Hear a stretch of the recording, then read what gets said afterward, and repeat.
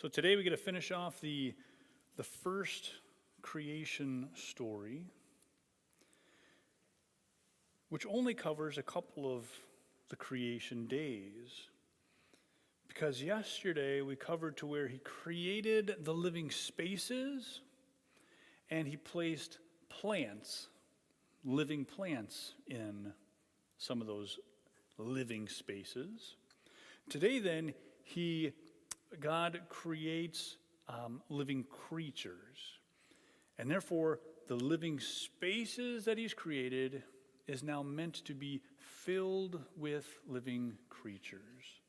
He first creates the space, and then he creates those who are to live amongst it. And there is a hierarchy amongst the created, the living creatures. Starts with those that live in the water, then those that live on the ground and in the sea, in the air, and then there's humans. When God created man, he started with something different.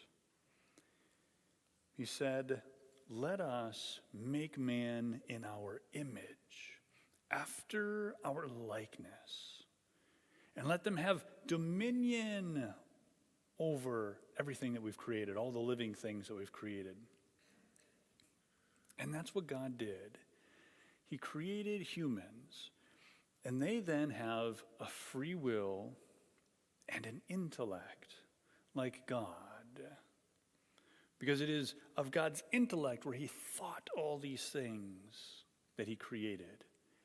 And of his free will, he brought them into being. That's really powerful. So the fact that humans have an intellect and a free will is very important.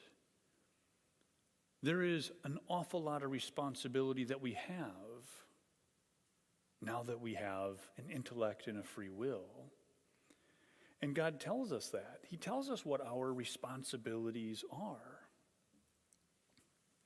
God blessed humanity and said, "Be fertile and multiply. Fill the earth and subdue it. Have dominion over the fish of the sea and the birds of the air and all the living things that move on the earth." And then he says, "See, I give you every seed-bearing plant over all the earth. I give you these things." So not even just the living creatures, I give you the living plants.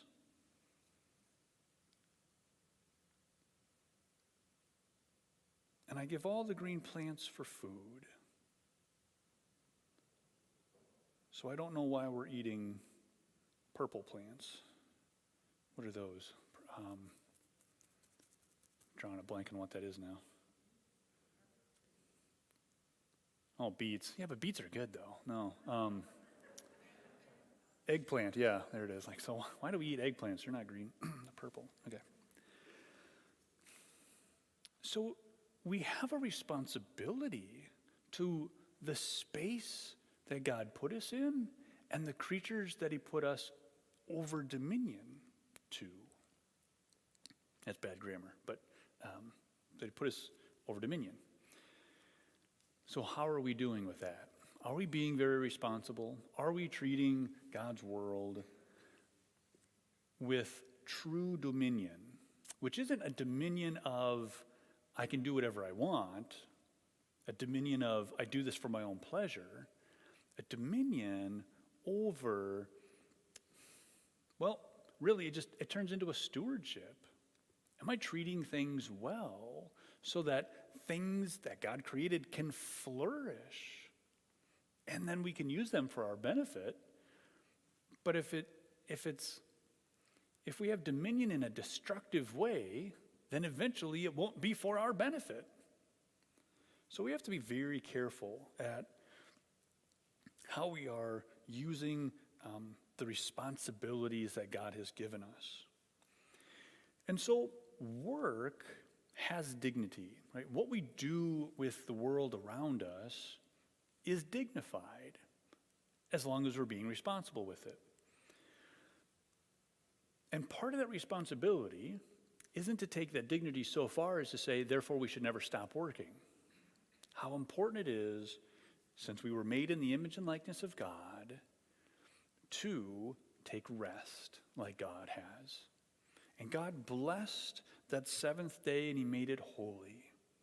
And because on it he rested from all the work he had done in creation, we must take a day and rest as well. And it started with the Sabbath day, the seventh day, which is a Saturday.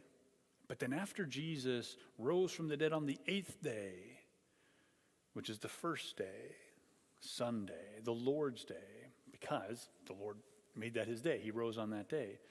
All of Christianity has said, okay, now we give worship to God on the day he conquered death, on the day that he rose again, the day he gave us a new creation, a creation in the new and everlasting covenant of Jesus Christ. So are we treating that day as a day of recreation, where we are recreated by union with God?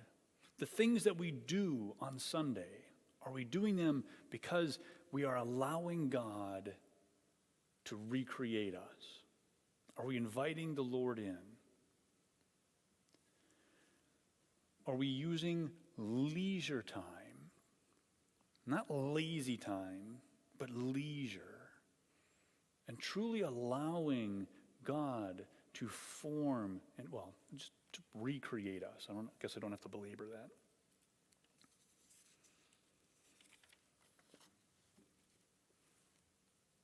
Can we repeat Psalm 8, our responsorial psalm, in the midst of our wanting God to recreate us, finding true recreation? Say, "O Lord our God, how wonderful your name in all the earth." Like, that's why we do what we do, because God has given us all this. He is so wonderful. Remember, when he created, each time he created something, he would look at it and said, "It is good." He would see that it is good. But when he was all done, he said, "It is very good." All that God has made, in all of its fullness, is very good. Are we treating it as such? Which includes, are we allowing rest? Not just laziness, but recreation. Allowing God to recreate us for the next week so that we can live up to our responsibilities in the world that God gave us. A God who is wonderful.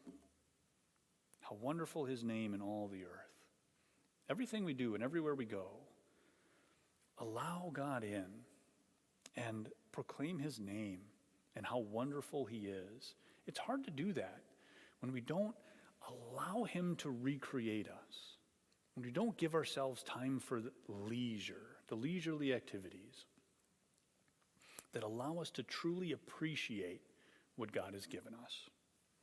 May the Lord help us this day, throughout all of 2021, to take serious our responsibilities throughout what God has given us, which includes making holy the Lord's Day.